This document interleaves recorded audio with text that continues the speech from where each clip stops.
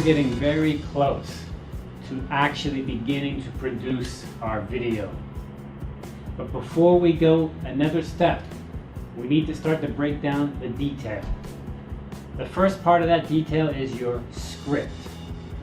The script is basically writing out the story. Now, if your video has people talking, dialogue, then you should in the script have all the dialogue. Joe says, Mary says, Larry says. They have all the names there and what do they say exactly. But more than that, the script has details about the location, the time of day, the situation, maybe about the clothes they're wearing, maybe about the sets or important things that are there that need to be used by the actors. Now, if your video is not including actors and not really including that kind of dialogue, like in my students' cases, they're usually doing something like maybe recording a lecture. Well, that doesn't really have a script, does it? But you could still sit down and say, well, it's going to be that Professor Smith is speaking today, and we need to make sure that it's in the room. Where is he standing? What's the angle we're going to shoot from? So you can begin to make some of those notes. In the case of my students' projects, they do things like public service announcements and making a pitch for a product.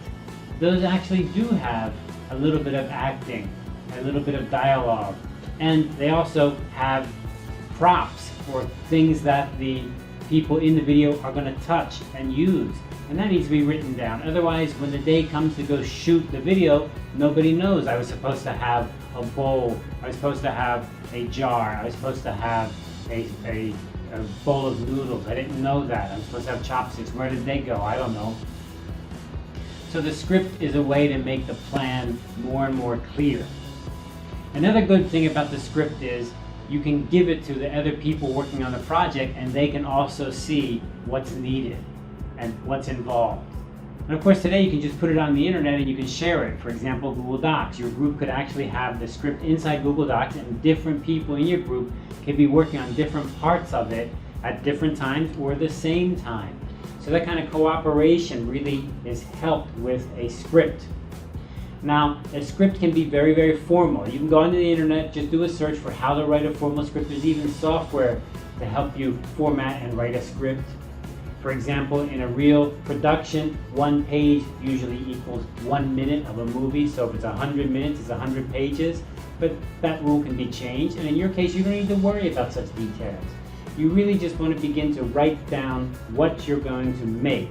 If there's dialogue and it's more than just a few words, which are easy to forget, you need to write them down, and all the bits and pieces. And that helps you really get the whole thing together. Now, I'm not saying you need to make a really complicated script, but I've seen from my students, if they have no script, they run into the same problem we've talked about over and over again. You get demotivated, you get burned out. You begin working, you get confused, things aren't working, you wasted the day, and now you've got to come back another day. So I really emphasize getting the script together. Let's be honest though. I've taught this class before, I've had my students do projects, I've asked them upload their scripts beforehand, and boy, that just doesn't work too good. They're very hesitant to get the thing written down. I think the basic reason is time. They just keep putting things off, and they think, well, we'll worry about it later. They have an idea in their head, and they wait until the day comes they're going to go shoot their video, then they just make it up as they go along. They had a rough idea. That kind of works. It's not impossible, but it takes more time, things are disorganized, and as we'll see some examples later, the quality can suffer because they had a general idea, but nobody knew anything specific, and they just made it up, and it's kind of crappy, kind of shoddy looking. So yeah, that's a script. I hesitate to push on it too hard because it seems like my students are hard to execute on it. But it's important. All right, let's go off to the hardware table. At the hardware table again, and what hardware we're going to look at today? Well, we're still on the sound. I love being on the sound because I just can't say it enough how important the sound is. We've talked about all the different possible ways to get the sound into your camera. We've also talked about maybe you don't have a camera, but you have another capture device to capture your sound, and that works too. Today I'm going to talk about a mixer. Now I know you've seen mixers before. Those are the big boards with all the knobs and dials and everything. They can be very complicated. You can buy some of them pretty cheap. You can buy some of them very expensive. But today what I'm going to talk about is a very basic one, which gives you the idea, but is also really helpful when you're shooting your video. And that's a little portable mixer like this one. In fact, this can be battery powered. It has a battery, 9-volt battery can go right in there. Very helpful. You can use it out in the field. Now, let's look at this, and from here we can kind of learn what a mixer does and why it's important. On the back of the mixer here, you can see it has two inputs, XLR inputs, and it's going to be the left and the right, so you get stereo. You don't have to have two, you could have just one if you want to. You also have two RCA jacks. Also, they could be sound coming in left and right. So you have either these left and right or this left and right. Now if we look at the front, what we have is an out, and if I take my 1/4-inch jack, I can plug it into the out, and now this jack here, where would this go? This would go into my camera's input. So here's my camera, and it has a out and an in, and I'm going to put it into the recording in. So now we've got the mixer going right into the camera. And then what about my microphone? Well, now I can take my shotgun microphone, for example, here, and remember it has an XLR mic attachment, and I can put that into the XLR jack. So now I've got a microphone coming into this portable mixer, and the output is going into the camera. So it's a bit of a chain of devices here. I'm having a hard time holding them all, right? But hey, here's something cool right here. This portable mixer has a connector here, and it can actually connect right onto the base of the camera. So I can screw that on there. It would hold the camera and the mixer together. That's cool. And then if I had a long line, then I could use my microphone far away and close to my talent, to the actors. Okay, well, let's look at what a mixer does and why this mixer is especially good when we go out shooting video.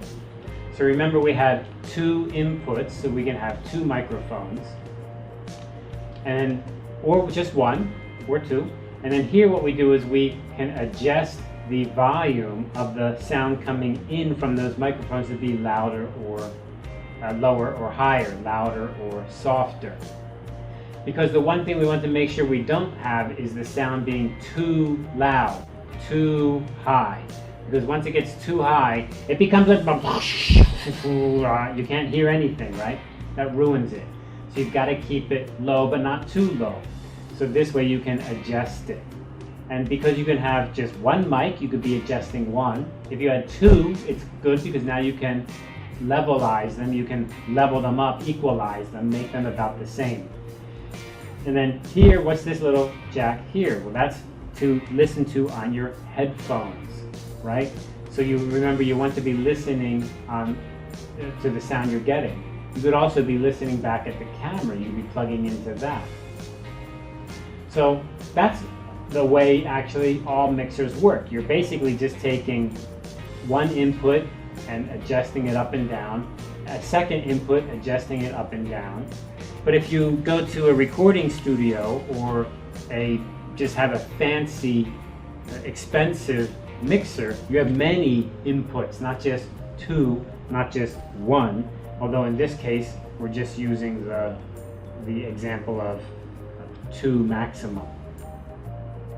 Okay, so that's the basic idea of a mixer, and this is the specific cool thing of a portable mixer. So you take this out in the field, and you could just take your SLR camera there, put that on top of there. You could put this on your tripod, and I could be looking at the camera and adjusting the audio and listening to the audio at the same time. Okay, let me try that. Okay, so I'm going to take my camera. Okay, camera's on. Okay, I take my headphones. I'm going to plug those in. Mini jack. Plug that in. Okay, those are my headphones. Put those on my head. Okay. Now then, microphone. I've got the microphone, and I can plug the microphone into the XLR jack. Okay, and I got the microphone in. And I can put my microphone on here. And now I've got a little setup. This can go on top of my tripod, and I can be shooting my video, getting the mic sound to the mic, and adjusting and listening very carefully. And boom, look at that. A very professional little setup for not a lot of money. What's one last thing I could do? Maybe my camera does not accept audio in, or maybe I'm using my phone and I can't use audio in. So what can I do? I can use my portable recorder, and then this machine here has an out. So I could take the out, plug it in here, and from that out, from this out here, I could plug this into my portable recorder and record the sound out from there. Pretty cool. So that's a nice portable sound setup you can have for not a lot of money. I mean, it's more than nothing, but you're getting better and better sound, and that's what's going to make your production really good. Even if you're just recording a lecture in a hall, in a room, this kind of setup can be very helpful to improve your audio. Good luck.